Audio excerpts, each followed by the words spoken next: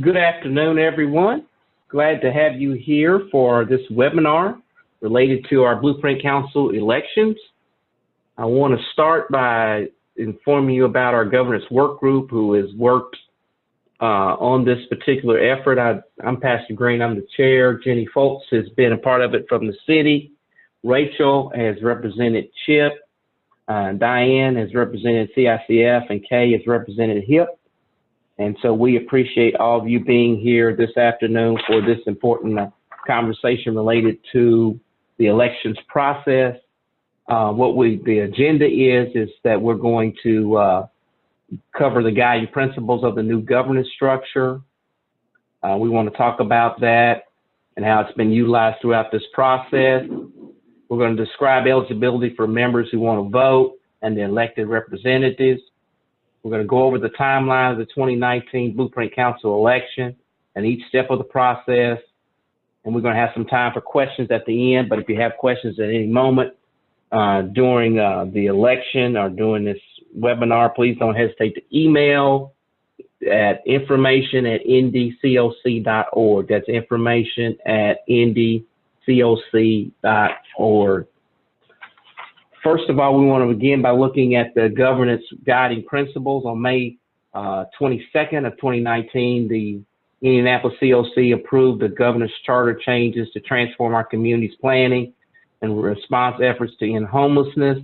The governance work group is responsible for overseeing the changes to our governing board and has worked with a set of guiding principles to implement the approved changes.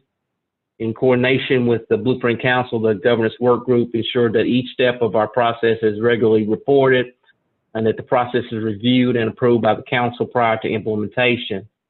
This new governance structure requires that the appointed and elected individuals of the Blueprint Council have the authority to align resources across systems, and the recruitment of appointed members and the elections process reflect the need for high-level decision makers. The governance work group is committed to developing a Blueprint Council that's representative of our community in alignment with the community plan, and will ensure that at least 30% of the COC board are people of color. That's based on what the clients look like in terms of homelessness in our community. These principles ensure that the new Blueprint Council will be representative, transparent, and positioned for success.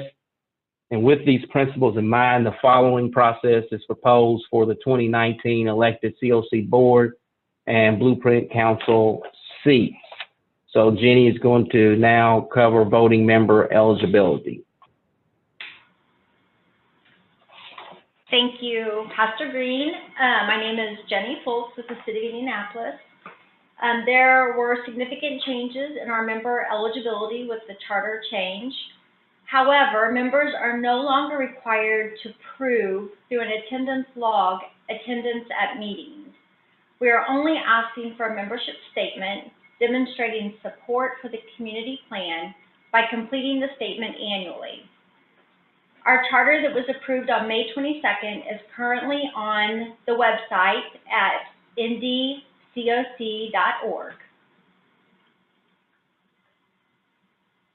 In accordance with our charter, an eligible voting member is either an individual who self-identifies as having lived experience of homelessness, whether they are currently experiencing homelessness or have a history of experiencing homelessness, or an individual who completes a membership statement annually to demonstrate their commitment to the Indianapolis Community Plan to end homelessness.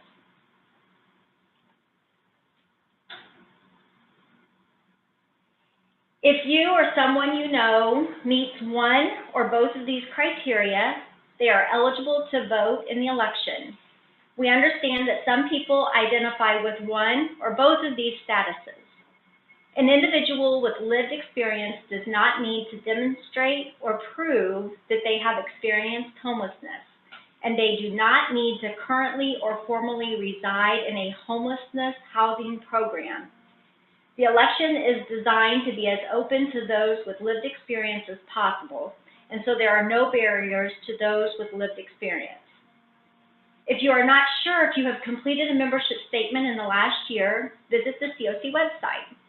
We'll be offering plenty of opportunities to complete a statement if you need to. So please don't worry about that. Sign and email your membership statement to information@ndcoc.org. If you need to mail or drop it off, please send it to the CHIP offices. And Hi. Oh, sorry. go ahead, Diane. Hi, this is Diane. This is Diane Schissel from CICF, and I'm going to talk about elected seat eligibility and responsibility. So there were significant changes in our elected seat responsibilities with the charter change. These changes were made as part of positioning our new board for success. Again, our new charter that was approved on May 22nd is currently on the website ndcoc.org.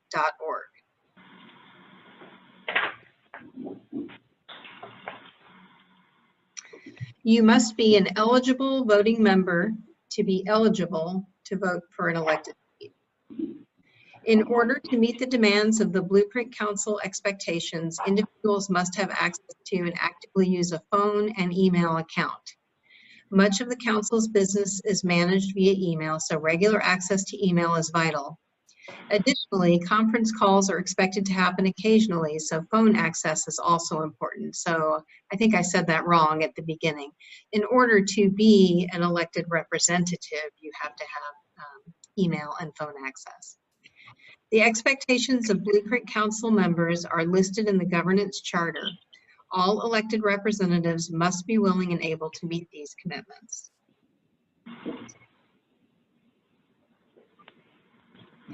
From the charter, be an established member of the continuum of care in good standing. Commit to preventing and ending homelessness by signing a membership statement annually. Attend at least 75% of the meetings of the Blueprint Council and at least one of the meetings of the continuum. Participate as an active member of at least one standing committee. Communicate Blueprint Council work to peers, industry, and other populations the member represents.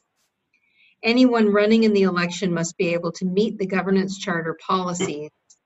The policies include items related to conflicts of interest, elected seat terms and term limits, and business meeting policies.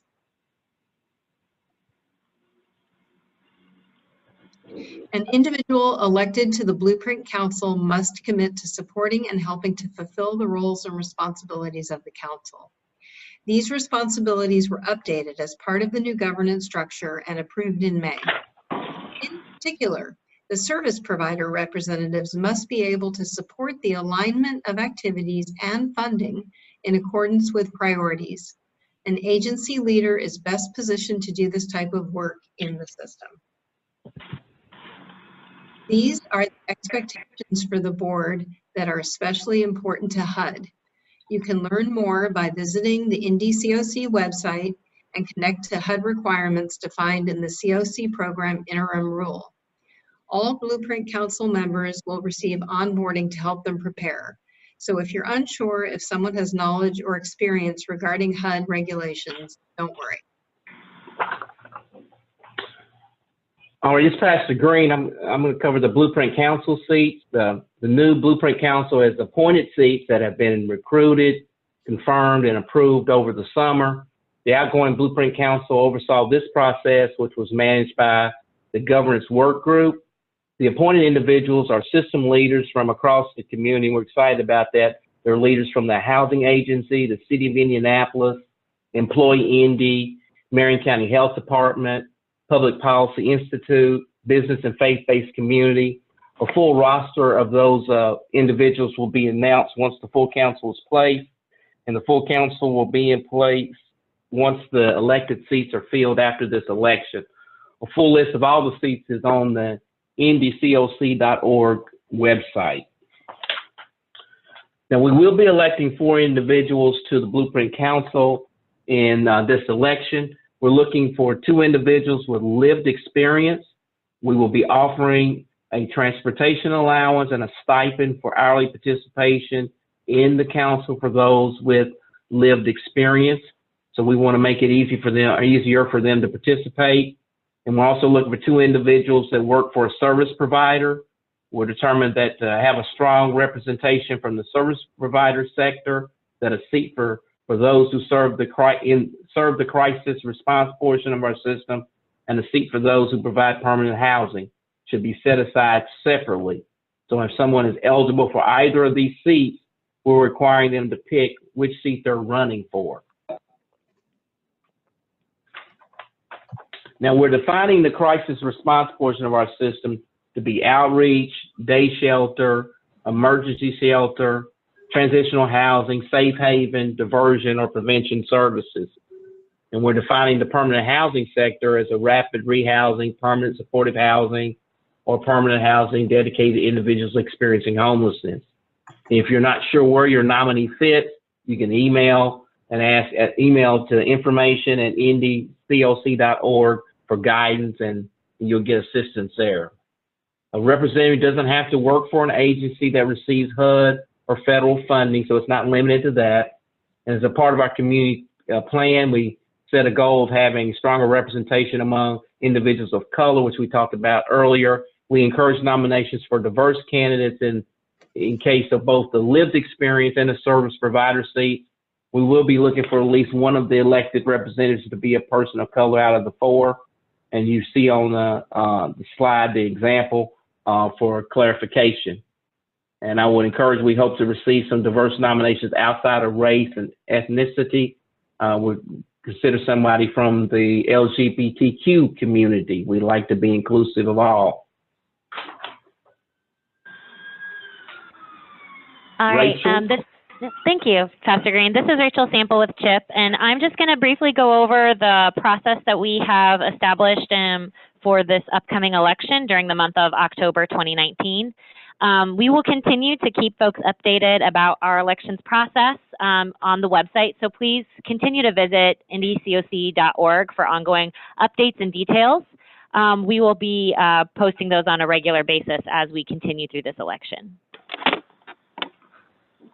We invite folks to begin submitting nominees today.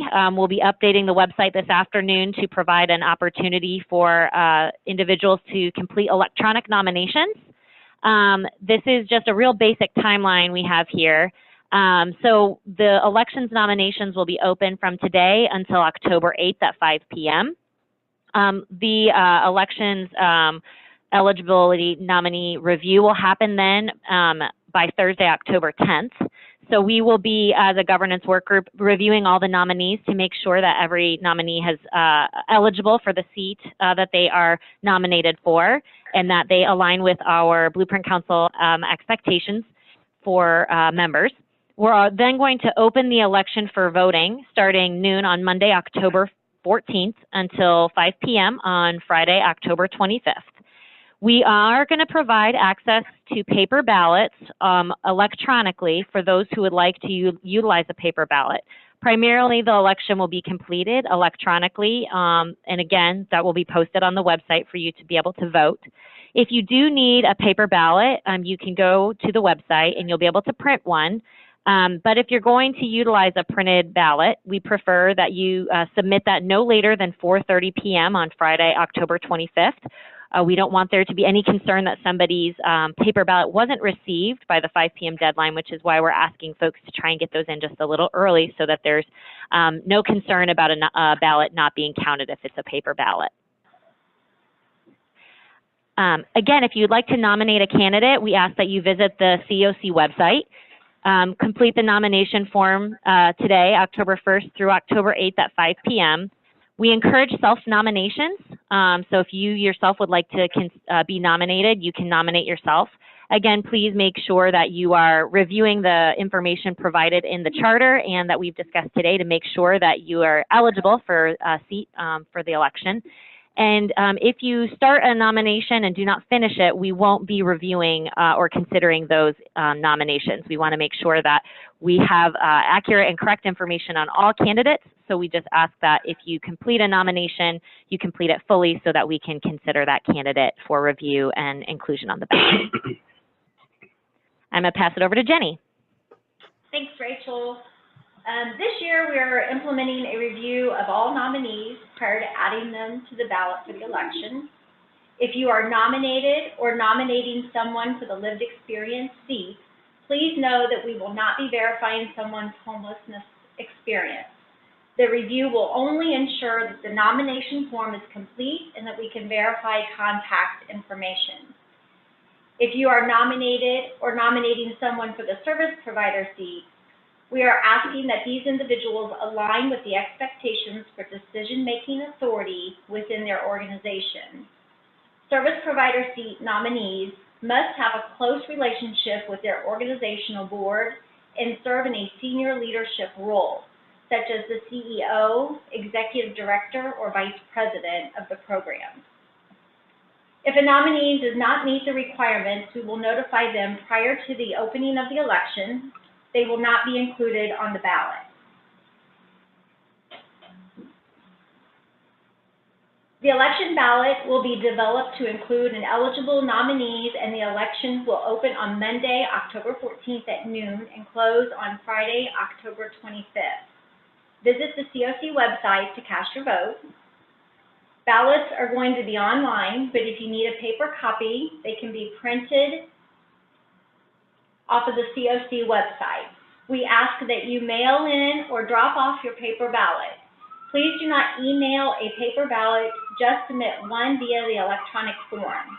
Please note, if you're submitting a paper copy in person, you need to drop it off at CHIP before 4:30 p.m. The paper ballot will have the CHIP address if you need it. The election will be verified after it closes on October 25th. Depending on the turnout of the election, we may need several days to verify the vote. We will have this completed no later than October 31st.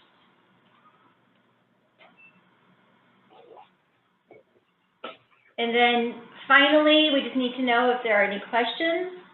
Don't forget to nominate a candidate for lived experience or service provider seats by October the 8th. Once the election opens, submit your ballot by October 25th. If you have other questions or concerns, email information at indycoc.org. Again, that email address is information@indycoc.org. The COC website will be our information hub, so keep checking the website for details. All right, I'm going to unmute participants. For those who'd like to ask any questions, you may. If you prefer to type your question, you can type it into the chat box, but I will unmute folks so that if they'd like to ask a question verbally, they may do that. If we don't have any questions, we'll stay on the line here for about 3 or 4 minutes, just in case folks are trying to figure out their technology in order to ask a question, but otherwise we'll be wrapping it up if we have no questions after about 3 or 4 minutes. So I'm going to go ahead and unmute. Just be forewarned, if you've got a lot of background noise, you may come up on the audio. So everyone's unmuted if anyone would like to ask a question.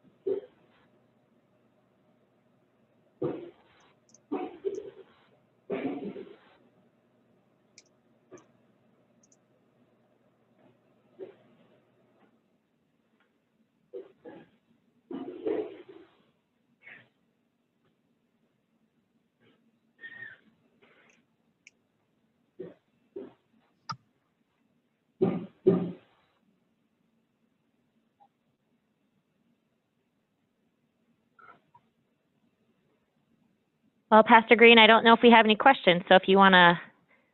I think that's it. So that All right. if anybody's got something comes to them, they can send an email to information@ndcoc.org. Thanks for Okay. everybody's time. Thank you. Thank you.